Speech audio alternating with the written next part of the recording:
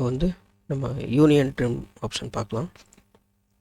இப்போ இதை வந்து நான் ஜஸ்ட் ஒரு பாக்ஸ் ட்ரா பண்ணி அதை வந்து ஷெல் பண்ணியிருக்கேன்.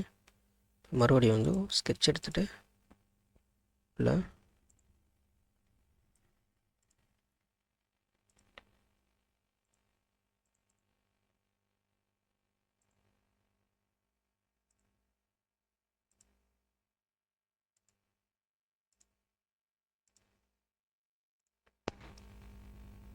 இப்போ வந்து இதை ஆட் பண்ணலாம். கொடுத்துருங்க. இங்கே வந்து திக் ஆப்ஷன் எனேபிள் பண்ணிடுங்க.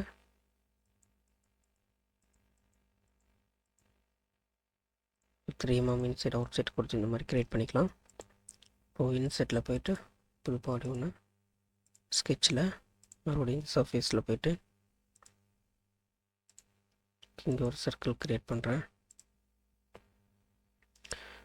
இதை பேட் பண்ணிடலாம். ஓகே, இப்போது மறுபடியும் ஷெல் ஆப்ஷன் போய்ட்டு இதை பிக் பண்ணியாச்சு.